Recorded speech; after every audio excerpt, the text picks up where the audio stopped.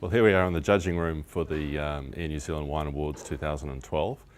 We've already had one day of judging quite a few Sauvignon Blancs, Pinot Gris, Riesling, and the quality this year is as high as it's ever been. There's a very good lineup of gold medals across all classes.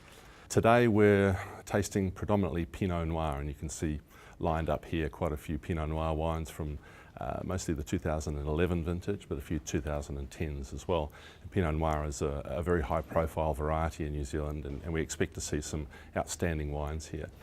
The Air New Zealand Wine Awards are New Zealand's premier wine competition, and the standard of entries is always very high.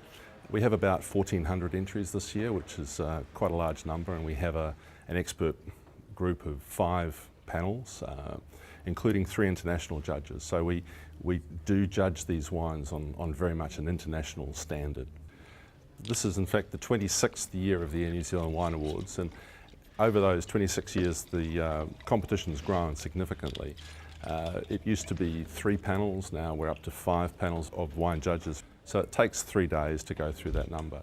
We try to judge about 120 or 130 wines per day per panel, which is significantly lower than we used to, but we really want to take the time and get the result right. We see a very wide diversity of wine styles within each class, and we want to be able to reward quality.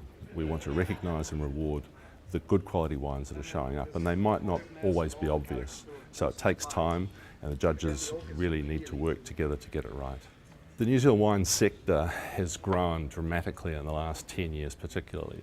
It's now a significant exporter. Along with all of our other food products that we export, it's a very high profile type of product which ends up advertising New Zealand, because you can see the wine label on the table along with our other meat and other produce that's exported. So it's a very important, very high profile part of New Zealand's export program now.